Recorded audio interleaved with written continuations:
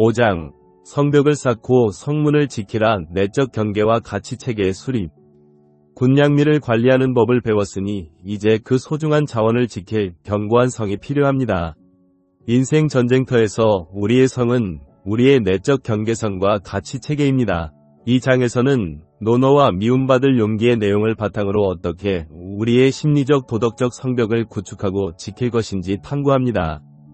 논어에서는 군자의 삶에 대해 이야기하며 사람이 자신의 뜻을 분명히 해야 한다고 말합니다. 자신이 옳다고 믿는 것을 기준으로 행동하고 예의에 맞게 행하며 겸손과 진실함으로 완성해야 한다는 것입니다. 이것은 인생 전쟁터에서 길을 잃지 않기 위한 나침반과 같습니다. 우리는 사회의 기준이나 타인의 기대가 아니라 스스로 세운 가치에 따라 삶을 이끌어갈 때 진정한 방향을 찾을 수 있습니다. 미움받을 용기에서는 아들러 심리학을 바탕으로 우리가 진정한 자유를 얻기 위해서는 타인으로부터 인정받고 싶은 욕구에서 벗어나야 한다고 말합니다. 우리는 종종 남이 어떻게 생각할까 두려워 자신의 길을 가지 못합니다. 이 책은 과제의 분리라는 개념을 제시합니다. 각 사람의 삶은 그 사람의 과제이며 우리는 타인의 과제에 간섭하거나 타인의 과제를 떠안아서는 안 된다는 것입니다. 이것이 바로 심리적 성벽의 핵심 원리입니다. 내적 성벽을 구축하는 첫 번째 단계는 자신의 가치를 분명히 하는 것입니다. 미움받을 용기에서는 인생의 과제는 타인과의 경쟁이 아니라 자기 완성에 있다고 말합니다. 우리가 진정으로 추구해야 할 것은 타인보다 우월해지는 것이 아니라 오늘의 내가 어제의 나보다 발전하는 것입니다. 이 자기 발전의 기준이 바로 우리의 가치가 되어야 합니다. 논어에서도 배움과 반성을 통한 자기 수양의 중요성을 강조합니다. 우리가 어떤 사람이 되고 싶은지 그 모습이 우리 가치 체계의 초석이 됩니다.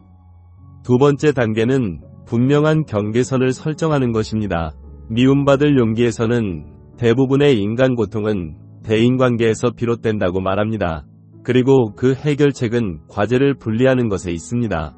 예를 들어 직장에서 상사가 당신을 부당하게 비판합니다. 상사가 당신을 어떻게 평가하는지는 상사의 과제입니다. 당신의 과제는 그 비판에서 합리적인 피드백이 있는지 찾아보고 자신의 업무를 개선하는 것입니다. 상사의 감정이나 편견에 휘말려 자신의 가치를 의심하는 것은 상사의 과제를 자신의 과제로 가져오는 것입니다. 이것은 성벽을 스스로 허무는 행위입니다. 논어에서도 사람을 가까이 하는데 신중할 것을 말합니다. 군자는 올바른 사람을 벗으로 삼아 서로 도움을 주고받는다는 것입니다. 이는 현대적으로 해석하면 우리의 심리적 성문을 통해 누구를 드리고 누구를 막을지를 판단하라는 의미입니다. 우리의 가치를 지지하고 성장을 돕는 사람들은 성 안으로 초대할 가치가 있습니다. 반면 우리를 지속적으로 비판하고 우리의 에너지를 빼앗는 사람들에 대해서는 성문을 닫아야 할 때도 있습니다. 사례를 살펴보겠습니다. 미움받을 용기에는 한 청년의 이야기가 나옵니다. 그는 부모님의 기대에 따라 법대에 진학했지만 자신의 진정한 관심사는 역사 연구였습니다. 그는 항상 남의 눈치를 보며 살았고 부모님의 기대에 부응하지 못할까봐 두려워했습니다. 이것은 전형적으로 성벽이 없는 상태입니다. 외부의 기대와 압력이 그의 내적 공간을 완전히 점령한 것입니다. 책에서는 이 청년에게 자신의 인생은 자신의 과제이며 부모님의 기대는 부모님의 과제라고 말합니다.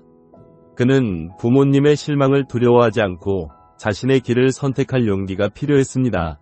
결국 이 청년은 용기를 내어 역사학으로 전공을 바꾸었고 비록 부모님은 한동안 실망했지만 그는 자신이 선택한 길에서 만족감과 성취감을 찾았습니다. 또 다른 사례로 논어에서 이야기하는 군자의 모습을 생각해 볼 수 있습니다. 군자는 세상의 평가에 휘둘리지 않습니다. 그가 옳다고 믿는 것을 실천할 뿐입니다. 만약 군자가 재정관리자로 일하면서 상사가 부정을 요구한다면 어떻게 할까요?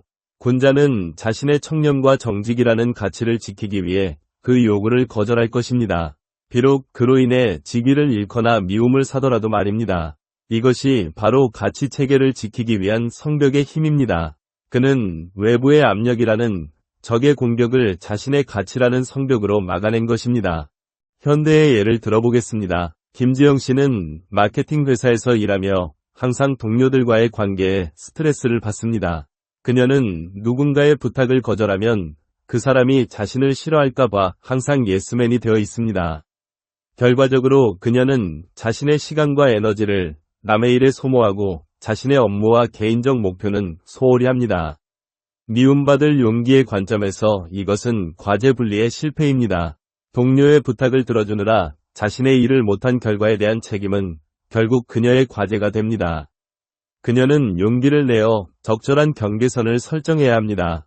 예를 들어 내가 지금 중요한 프로젝트에 집중해야 하므로 도와드릴 수 없다고 말하는 것이죠. 처음에는 어색하고 두렵겠지만 이것이 그녀의 심리적 성벽을 튼튼하게 만드는 시작입니다. 성벽을 지키는 실전 전술은 다음과 같습니다. 첫째, 가치 명확화 작업을 하십시오. 미움받을 용기에서 말하듯 당신의 인생 목표는 타인과의 경쟁이 아닌 자기 완성입니다. 당신이 진정으로 추구하는 자기 완성의 모습은 무엇인지 적어보십시오. 그것이 당신의 핵심 가치가 될 것입니다. 둘째, 작은 아니오부터 연습하십시오. 논어에서도 말을 함부로 하지 않고 약속을 신중히 할 것을 강조합니다. 이는 현대적으로 자신이 할 수 없는 것에 대해 솔직히 말하는 용기로 해석할 수 있습니다. 점심 식사 약속이나 사소한 부탁부터 시작해 자신의 경계선을 지키는 연습을 하십시오. 셋째, 정보의 성문을 관리하십시오. 미움받을 용기에서는 우리의 불행은 때로 과거의 경험에 매여 있기 때문에 발생한다고 말합니다.